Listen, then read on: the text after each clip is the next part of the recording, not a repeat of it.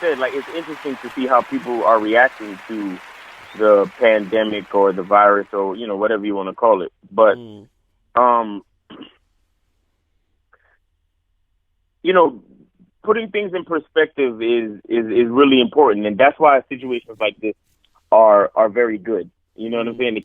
Or it can be good if you can allow for a moment allow yourself to take a step back from the hysteria, or take a step back from the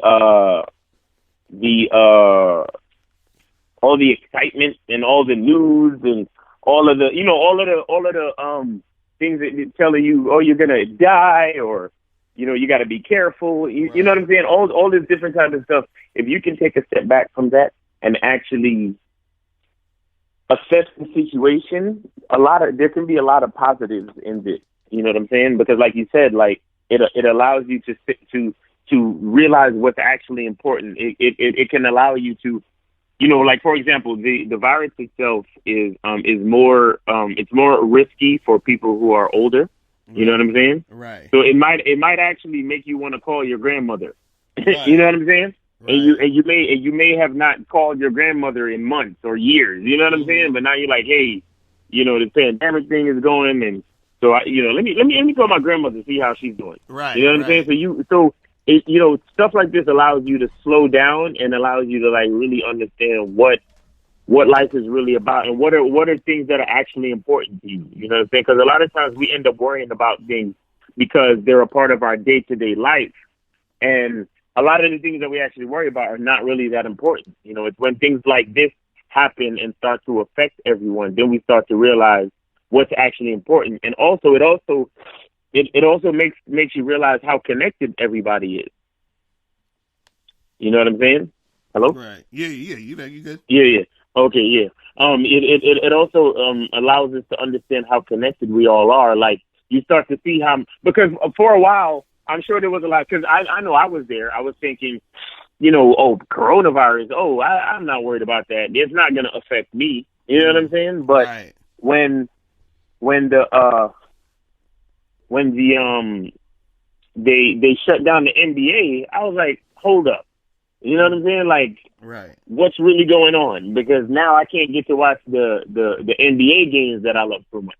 You know what I'm saying? So now I'm starting to get affected, and then I start to realize it's like, truthfully, we all are connected, because you run a business, or you for example, like what we're doing now, you have a podcast. A podcast doesn't do anything unless people listen to it. Right, exactly. You know what I'm saying? Exactly. You need people to actually listen. You need people to actually support whatever it is that you're doing. So you start to realize how important people are in what it is that anything that you claim that you're doing, whether you're running your own business or you're working for a company or whatever it is you're doing, you realize how much you need people and how much we're all connected. So things like this are necessary from time to time to remind us that we're not like, no man is an island. We have to. In a lot of ways, we depend on each other. In a lot of ways, we need each other. So therefore, as much as you respect yourself, you have to respect the person standing next to you. You know what I mean? Right. So I think in a lot of ways, it can be very good for society for us to go through things like this. Right. Now, and it's funny because I was watching a clip from Jimmy Fallon's show, and he didn't have the audience there for the first time because they wasn't having people come through, whatever. And it's so funny. It's like you realize how much the audience impacts the actual show, because when there's no audience, the feel is just different. You know what I'm saying? It's like it's like a different feel without people actually in the audience. You know what I'm saying? And so, and because even the other day I went to the Daily Show with my wife, and we saw Trevor Noah and shit, and that was the last episode they were doing with an audience. You know what I'm saying? Right. So it's so crazy how like how that shit happens. And so, but the thing is that people, they're getting so caught up in the hype of the media. You know what I'm saying? Because I think people forget that the media's job is to hype things up. You understand what I'm saying? Right. Exactly. So, exactly. You know what I mean? And so, because remember, the news is also like the news program is also a television show. You understand what I'm saying? Mm-hmm. It's still a form of entertainment, even though they're giving you information. It's still a form of, you know, trying to elicit some sort of emotion out of you in order for you to watch. You understand? In order for you to want to see what it is. You see what I'm saying? And so it's still a show. Whatever you're seeing, you know, even when you watch YouTube videos, when you listen to podcasts, like, it's still a show. You understand? This is still a show. Right. You feel exactly. what I mean? So exactly. So it's like people be forgetting that, you know, that's part of it, is that there's always going to be some sensationalization of it. You understand? It's just like when you watch a commercial is not going to just say, "Hey, hi, we're Coca-Cola, buy our shit." They're going to make a whole presentation to get you to buy Coke. Right. You know what I'm saying? So right. It's the same thing and with speaking of which, you have to keep in mind, you know, just to explain a little bit about that. You have to understand that during a newscast, the commercials that get shown in between are paying premium dollars for viewership. Right. You understand? Exactly.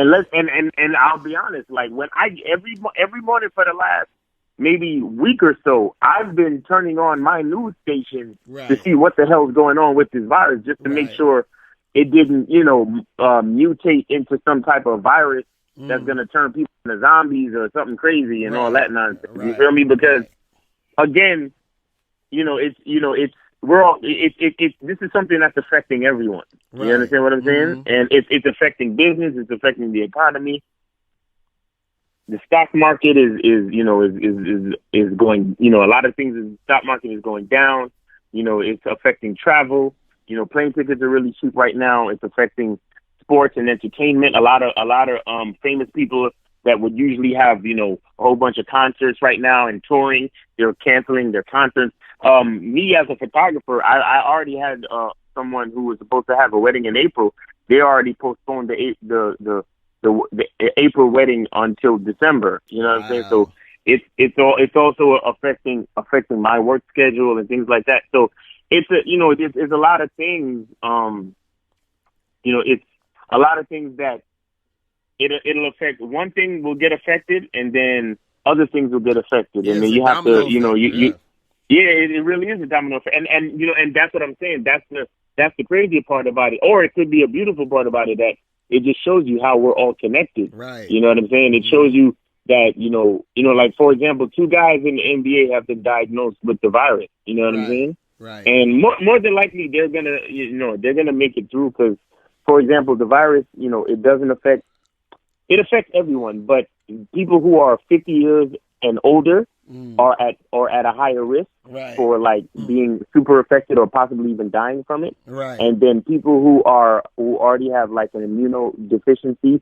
or some type of health issue, like diabetes, high blood pressure, severe diabetes, severe high blood pressure, obesity, or you know, health problems that come from, you know, obesity, or, you know, immunodeficiencies like cancer, or, you know, HIV, or any other type of things like that, or certain allergies, severe allergies can be, you know, be at higher risk for this, you know, is it COVID-19? I think so. Yes, COVID-19 pandemic. You know what I'm saying? So it's affecting the whole world. You know, you can't travel to Europe right now. You know, like, it's serious, man. It's serious, but you have to stay calm and deal with the reality of the situation. You know, because